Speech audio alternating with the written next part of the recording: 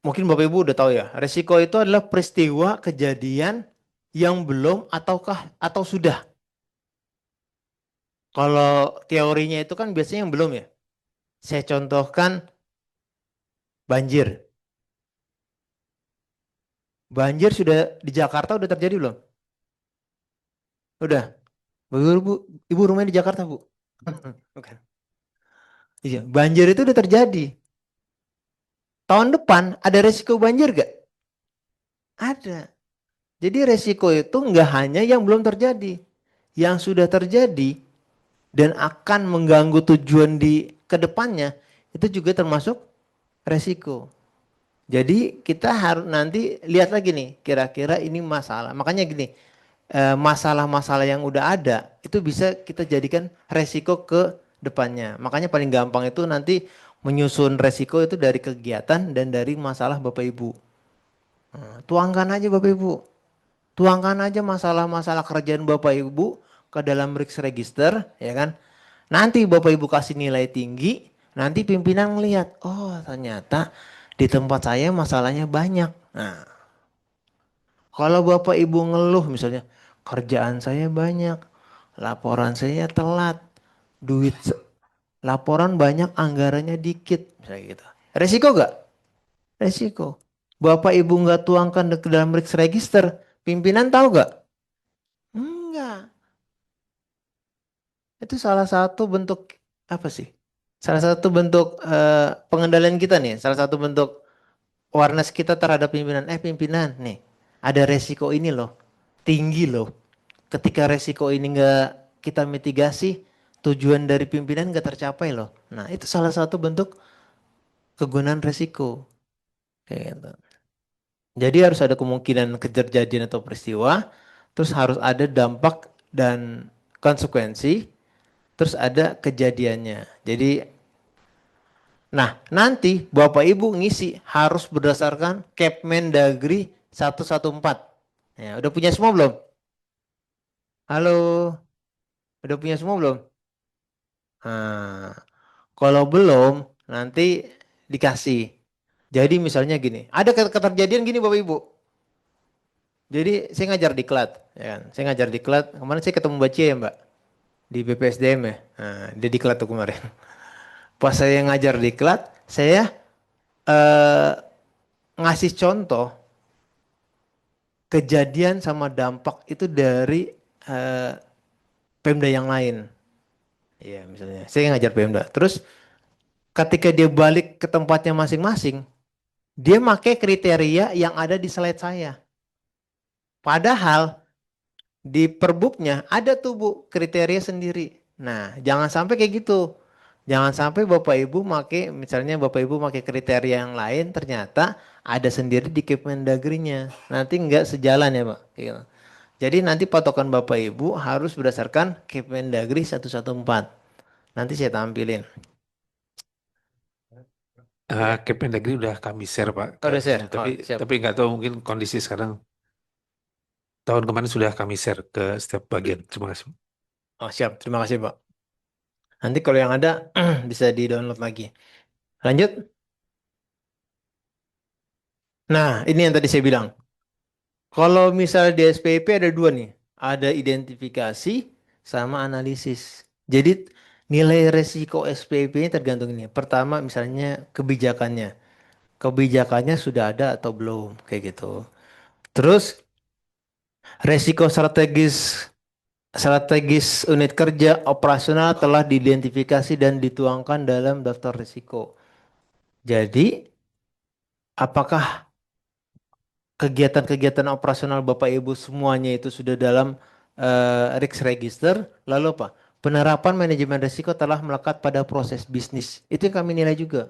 Kemarin yang kami nilai enggak banyak kegiatan-kegiatan risk register yang belum sesuai dengan probis. Belum berdasarkan kegiatan Bapak Ibu.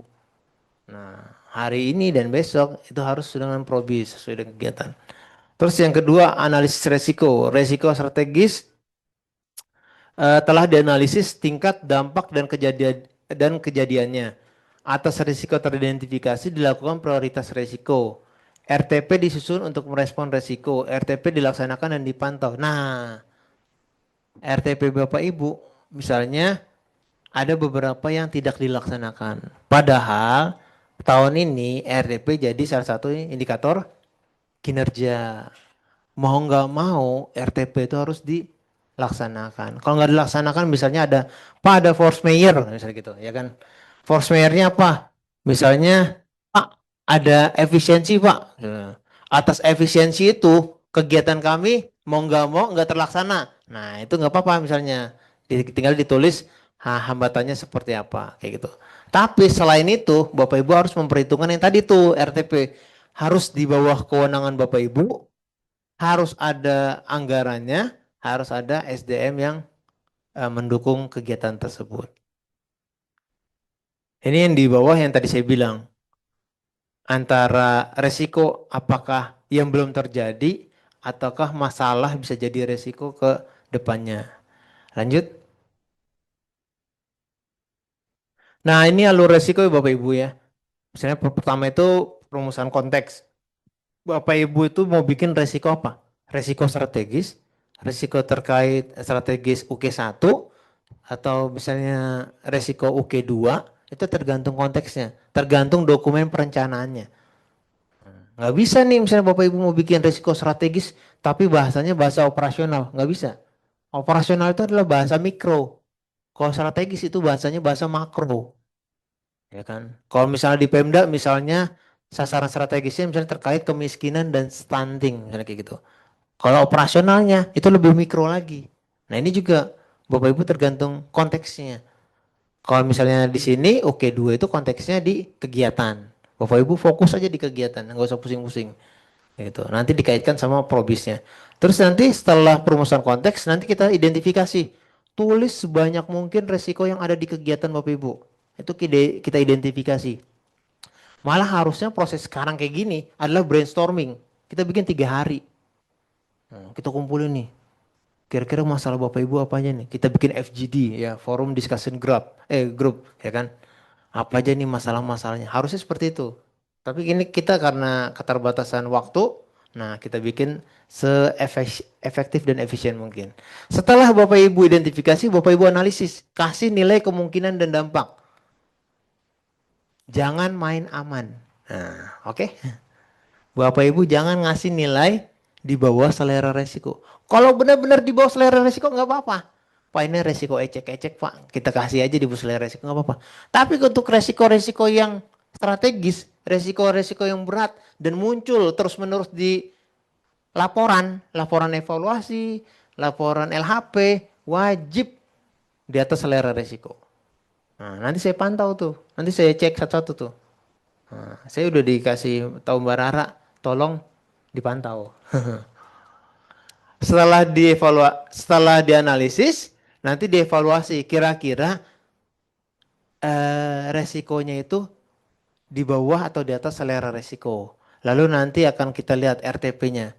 Kira-kira kita harus bikin apa sih, sesuatu yang baru sehingga nanti resikonya itu bisa kita tekan di bawah selera resiko. Itu. Lanjut. Nah, data-data yang bisa kita gunakan nih dalam misalnya kita identifikasi resiko. Misalnya data historis, ya kan?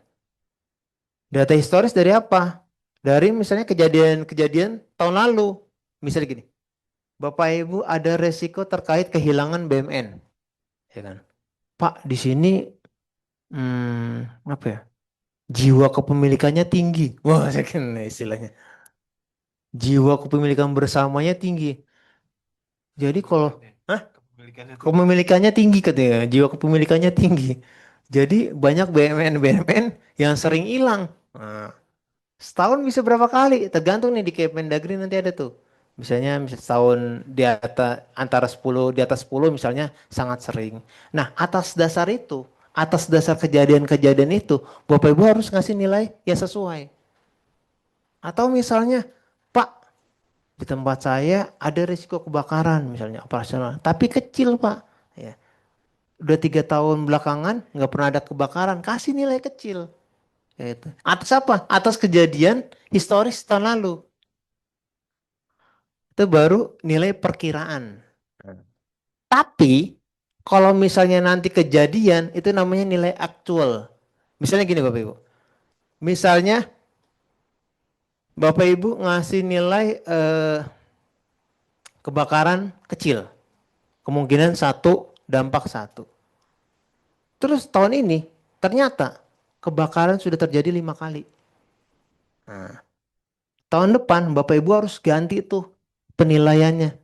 Tadinya satu, satu kejadian satu, frekuensi satu, jadi misalnya 4 dan 4. Karena apa? Nilai aktualnya yang benar-benar terjadi tahun ini adalah sangat sering kayak gitu.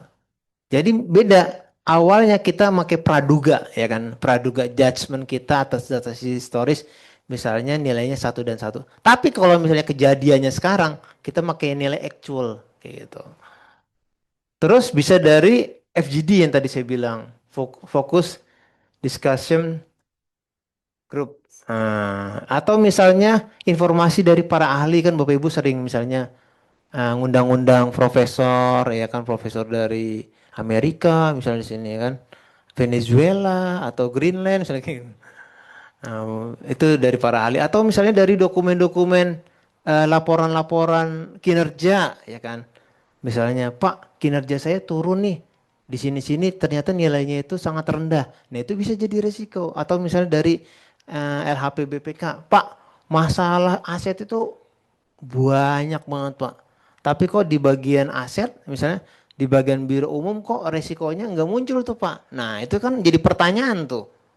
Ya kan? Ternyata setiap hasil evaluasinya muncul, tapi di registernya nggak ada. Kan lucu tuh. Kayak gitu. Dan dokumen-dokumen yang lain.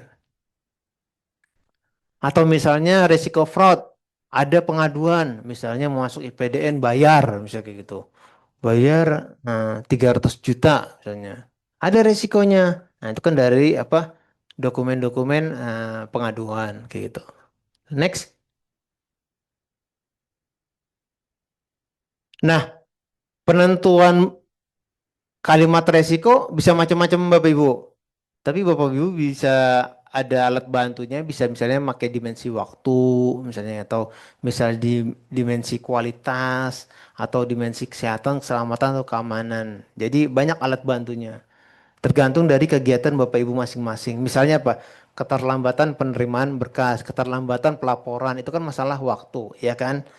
Misalnya data personil tidak valid atau salah penginputan, berarti kan itu dikaitkan sama kualitas, ya kan? Misalnya ada kecelakaan kerja, itu kan dikaitkan sama keselamatan atau keamanan, misalnya adanya kehilangan BMN, ya kan? Tidaknya adanya pengamanan aset. Jadi Bapak Ibu bisa mengkaitkan kalimat-kalimat resikonya itu bisa dikaitkan dengan waktu, bisa dikaitkan dengan unsur kualitasnya, bisa dikaitkan dengan kesehatan, keselamatan atau keamanan. Ini sebagai alat bantu aja supaya Bapak Ibu nanti bikin risk registernya itu agak lebih mudah seperti itu Bapak. Ada pertanyaan kayak gini, Pak, saya bingung Pak. Bingung kenapa? Boleh gak saya pakai chat GPT? Nah, ada pertanyaan tuh kemarin pas saya kelas di kelas itu BPSDM, bukan? Hah? Iya, Bapak itu nggak bisa menolak ini kemajuan zaman Pak. Wah, saya digituin. Wah, kritis juga tuh saya. Bisa. Chat GPT itu sebagai alat bantu. Tapi kan tergantung kitanya kan. Nah, itu hanya pembanding aja. Kan tergantung promnya kan. Apakah benar-benar terjadi? Jangan sampai resiko itu tidak menggambarkan keadaan Bapak Ibu sesungguhnya. Nah, jadi resiko yang baik ya resiko yang menggambarkan masalah yang benar-benar terjadi di Bapak Ibu. Ketika Bapak Ibu bikin masalah yang tidak sesuai, itu RTP-nya juga nanti nggak sesuai. Akhirnya apa? Tujuan dari organisasi juga nggak tercapai kayak gitu. Jadi usahakan masalah-masalah yang benar-benar real yang terjadi di Bapak Ibu yang Bapak Ibu tuangkan ke dalam risk register. Ya, lanjut Mas. Ini tadi itu bisa dikaitkan sama dimensi waktu, dimensi kualitas, dimensi ini udah tadi. Next aja next.